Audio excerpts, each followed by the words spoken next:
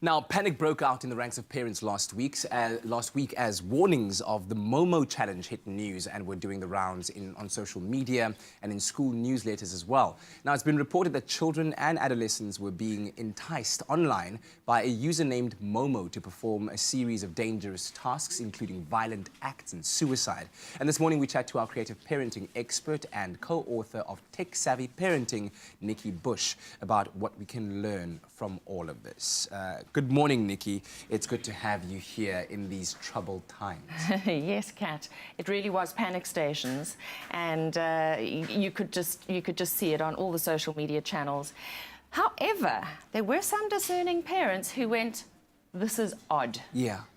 This is odd, and yeah, this is a very weird character. It actually comes from a special effects company in Japan. They are not the people who started the hoax. We don't know who started the hoax. Yes. It is not real. That character is real. It is a sculpture that exists.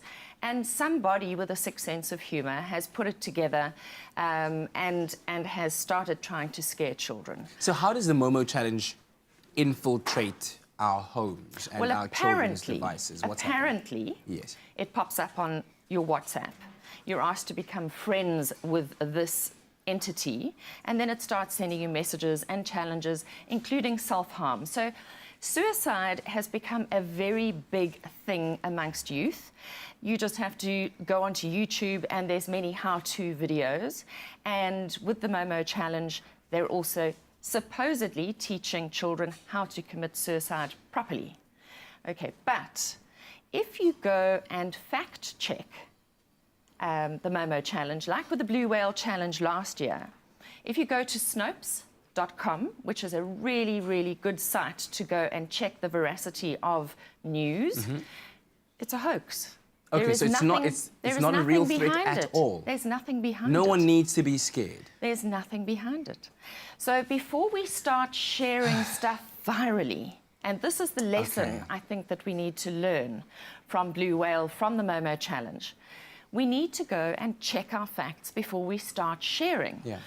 Because when we share information, especially information that is negative or sensational like this, it goes viral very, very quickly. Yeah. So and then panic spreads. And panic spreads. So I have a ball here. You're going to play with me, Kat. Okay. This is bad news. Okay. Is that bad whether news? It's the Momo challenge, whether it's a naked selfie, I'm going to send it to you, and you're going to send it to me. Now Okay. think I'm your network, so send it to me. So I've got 500 people. You've got how many people on your network? A few 100,000.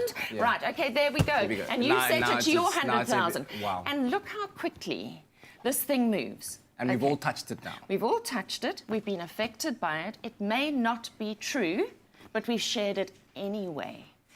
If we So just even if you're doing it out of concern, Yes. the fact that you haven't gone through the fact-checking steps to make sure that it's real, you have now spread the panic to other people that might not be so discerning. So we exacerbate the panic and we create fear where maybe there is no fear necessary. Wow. And it could be as simple as going to like Snopes.com and you punch in Momo challenge, and immediately, because they pay their journalists to do the fact-checking, yes, immediately you will get a whole article that tells you whether it's real, whether it's not, what it's supposedly about, and if you actually go and have a look at this particular challenge, there were far more inquiries from newspapers than there were from concerned parents. Wow.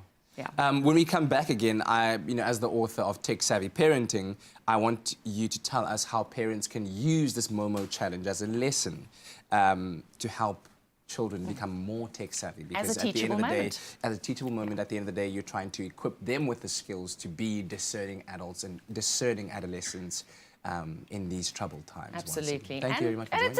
It's a tricky time to have children, you know? It is indeed. All right, 021-430-9881. Give us a call. Nikki's here to take your questions, and we'll be back with her very shortly. All right, we're back again with Nikki Bush, our creative parenting coach and also author of Tech Savvy Parenting. We're talking about what happened last week or in the weeks past with the Momo challenge that had parents panicking with this character that appeared on social media that encouraged kids to hurt themselves and to take on challenges that were harmful. But we've now gone about discussing the fact that this is indeed a hoax. There's nothing real about this. The threats that are made by this Momo character are unsubstantiated in totality, right?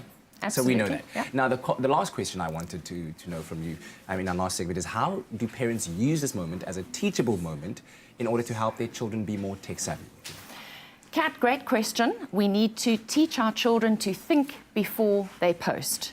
They need to fact check. They need to think, does this sound too good to be true? So with a good news story, okay, where they're being offered money. I mean, how often have we fallen prey to that? I believe you make a lot of money with cryptocurrencies and things, you know? I mean, I've seen this on Facebook.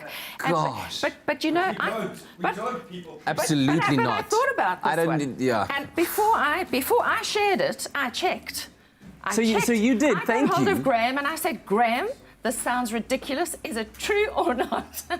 I didn't know I was so rich until it became fake news. Exactly. And interestingly, the people who actually share the most fake news and hoaxes are teenagers and the over 60s. So That's quite interesting. I got a message from my mum, and I think it was a Woolies thing. If you signed up, you got like R1,000 voucher. Okay. And she said, you must sign up and get your voucher. I went, but that's too good to be true. Yeah. Put it into Snopes.com, it's a hoax. It's that easy. Just keep Snopes.com in your mind and go So and they check. have a search, I guess, yeah. bar, and within which you type, what do you Whatever type in it there, for is. instance? Okay. Blue Whale Challenge, the Momo Momo Challenge, etc. okay. Anything, and it'll instantly tell you whether it's true or not. You said something very Okay. interesting right now, that it is teenagers and over 60-year-olds Yes. that are most prone to Yeah. sharing fake news. Why is that? Well, let's look at teenagers. What do they want most? Attention. Anything that will give them attention, which is why they might share somebody's naked selfie.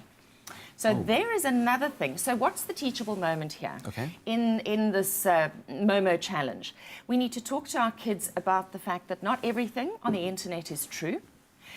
They shouldn't really be sharing stuff. They should never share stuff that puts other people in a bad light, or themselves. So naked selfie would be one. So is it right, the information that you've got or the photograph you're sharing, is it right? Is it good? Does it add value? If it doesn't add value, why are you sharing it? You need to learn to be discerning, ask yourself those questions.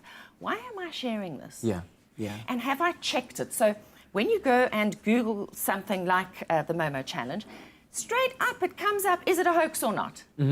That's one of the first things. But if you need to read down about 2 or 3 or 4 or even 10 posts and cross-check whatever it is that you are looking to fact check. Don't always take the first search result that you find. And what teenagers do, sadly, is they don't read for meaning.